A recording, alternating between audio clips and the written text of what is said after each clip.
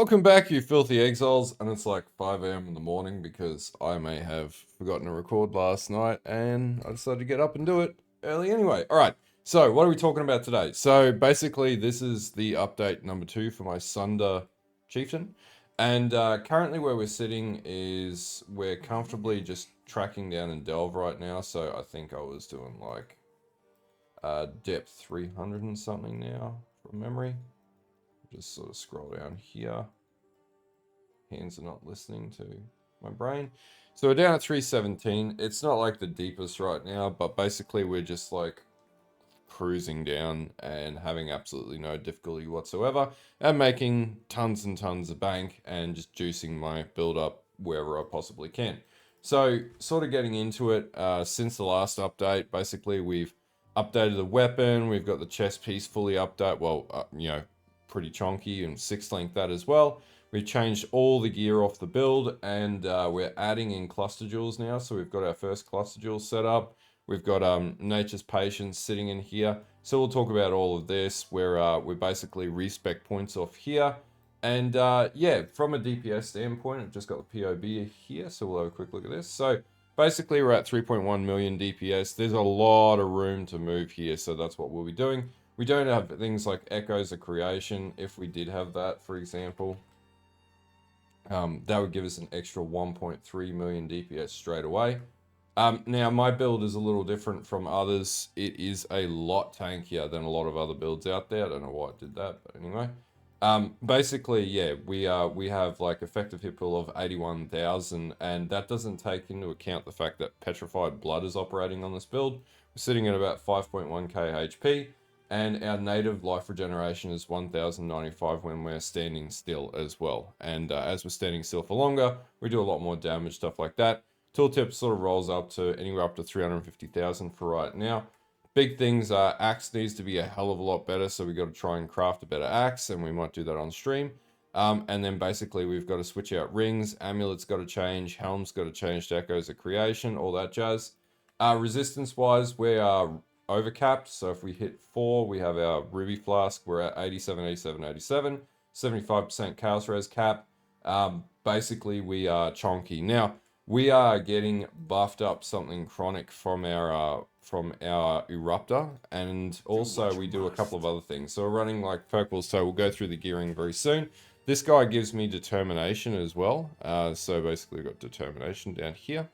But big thing here is I actually found that using the gloves that drop off the Sirus encounter were pretty useful, because I managed to land a double curse roll, so Enfeeble and Despair, and I do a little bit of chaos damage on this build thanks to this new glove roll that exists. And then we're running like Windscream, so we can do double hex. Technically, we could do a double curse chest as well, and we could actually find another way to get another curse in. We also totally abused Determination aura stacking, so aura effect as well, but we'll talk about that very shortly. And we gave him a big chunky axe as well, so he could do his thing.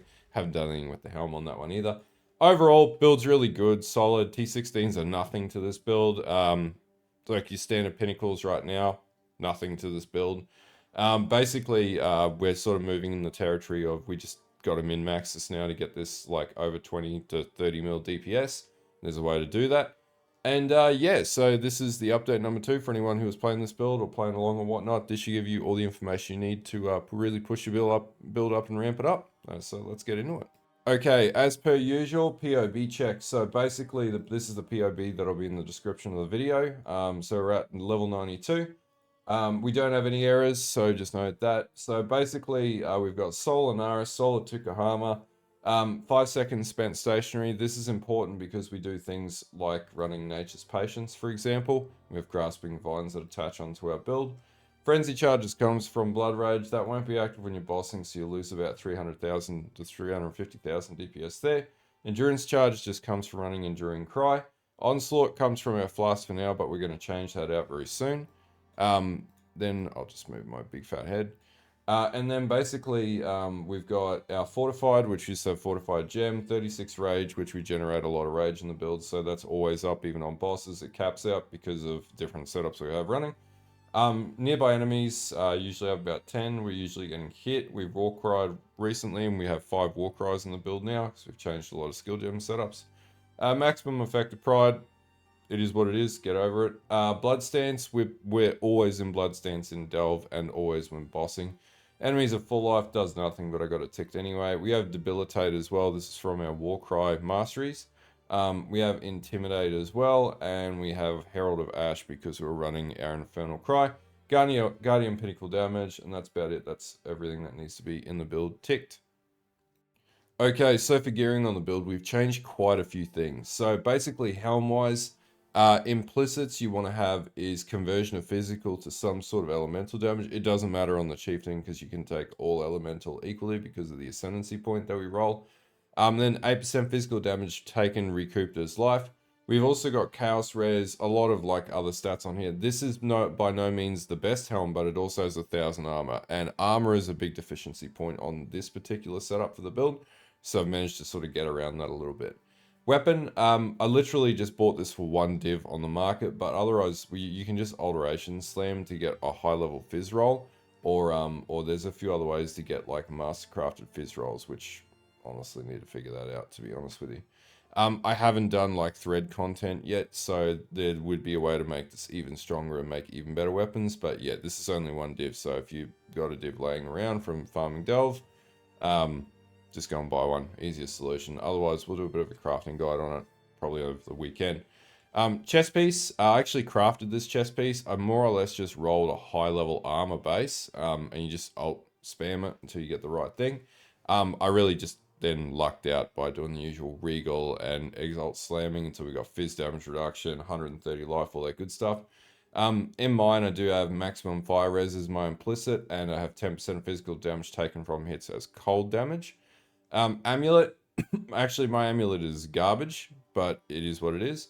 I did anoint stamina, but then I was like, I'm not going to use that particular strategy. So anyway, yeah, I need to change the anoint on this. I'm aware it's not very good, and this amulet's going to be changing anyway as soon as I can get like an All's Uprising or something like that to run another aura. Then I have just my rings, overcap reses, give me some life basically, and attributes. Same here, chaos res ring. This is just a really good ring. It's got life recoup as well.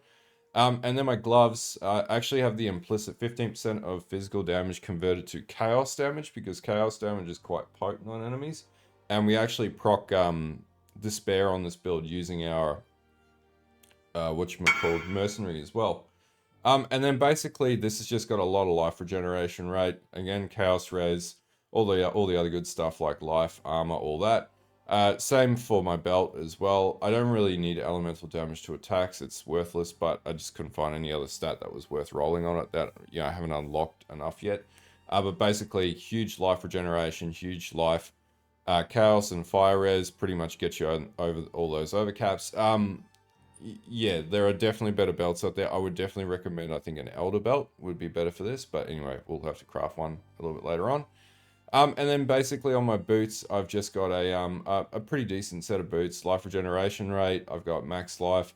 I do have 4% physical damage as extra chasms playing with this at the moment. And then 4% increased action speed as well. And then just 20% movement speed with 100% avoidance of chill, which is pretty useful when you're down in Delve. Flask, I haven't really optimized Flask yet, but I'm running a Quicksilver Flask for the time being, but we'll eventually switch this out. And then, we're running a Diamond Flask for extra crit. We're running a Basalt Flask for more armor. We're running a Ruby Flask for obviously more fire res and fire overcap. And a Granite Flask as well, which gives us increased crit and armor at the end of the day. Overall, like, gearing on this build isn't like stupid, and you could actually SSF everything here because like everything here can be crafted, right? So, and it's easy to get on the mercs because the mercs drop rates are just amazing this league. So yeah, at this point there's no uniques in this whole setup. So yeah, this is very SSF compatible, to be honest with you. Okay, so for gem setups, in the helm we're running Leap Slam, Faster Attacks, Enduring Cry, and Seismic Cry. In the weapon, we're running Battle Mage's Cry, Precision, Vulnerability, and Hydrosphere. Just a really good setup, does a lot more damage for some odd reason. And then basically, we've then got Pride attached to Eternal Blessing, and this needs to be a broken link, so you don't need to 6-link your weapon. In the chest piece, we changed out everything, so we've got Sunder, which we need to get to level 21. Pulverize, we've got melee fizz damage, ruthless, overexertion, and fortify. And when you get these 20%ed, this is definitely going to be a lot better. Then in my gloves, I got Infernal Cry attached to auto exert. Again, this needs to be a broken link, or it actually could be a 4 link. It doesn't really matter, but yeah. And then we have Blood and Sand and Petrified Blood as well.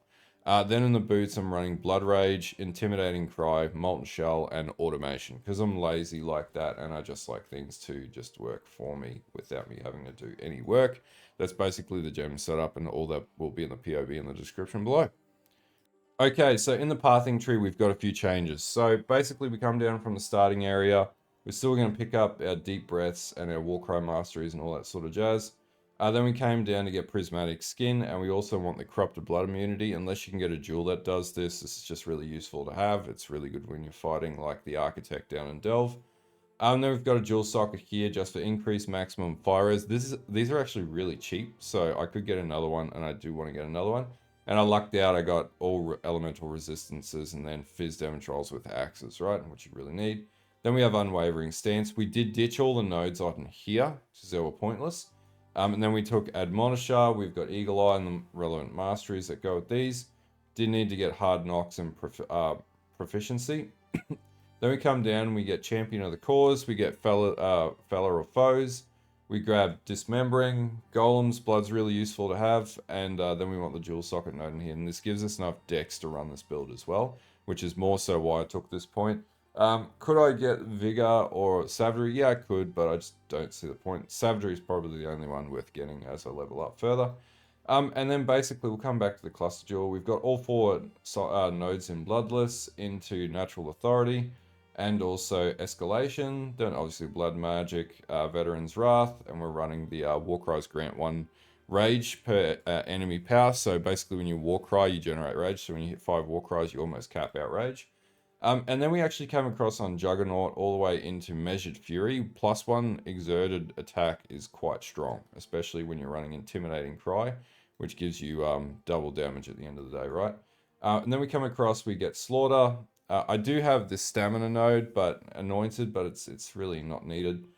We get Barbarism, we get Hearty, and then we also get Disemboweling. Now, I have not fixed my cluster jewel setup, but I did craft this one. So we've got Martial Mastery, Martial Prowess, and Graceful Execution, which will sort of point 2 nodes over, and also Nature's Patience. So this is Natural Affinity, which is pretty useful, especially if you're playing Delve like me. Ascendancies haven't really changed. So same ascendancies, all that. We haven't got a Watcher's Eye in this setup, so we're missing out on that. There's definitely tons of upgrades that we've got to do. I'm only level 92, so once we level up more, we'll work through that as well. But overall, this is working pretty well so far. Okay, so for the Merc, we actually use an Eruptor now, which was very hard to take him down because Eruptors are dangerous. Basically, the reason why we use Eruptor is because mine has a 5-link Volcanic Fissure of Snaking with greater area of effect and Determination. So the big advantage is, and Infernal Cry, which can be an advantage too.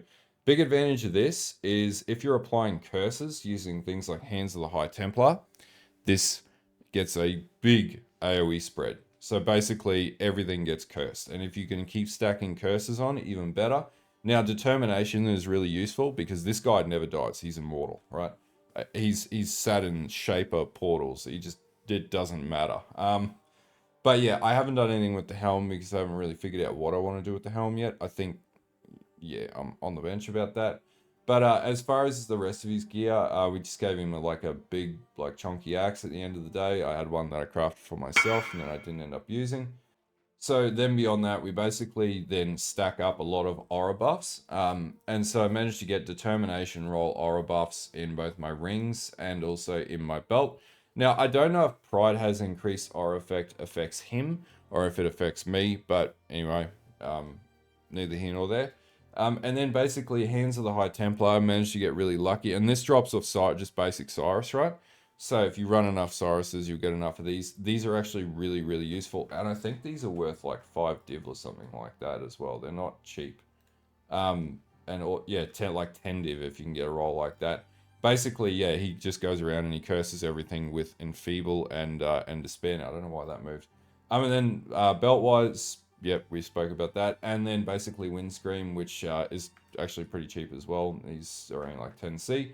And this just allows you to apply 2 additional curses. Now, if you did have another curse ring, you would then be able to, like a delve curse ring, for example, you could put a +1 delve rolled curse chest in here and basically just sit here laughing, because then you can basically use him as a curse bot, which is really useful to ramp your damage up.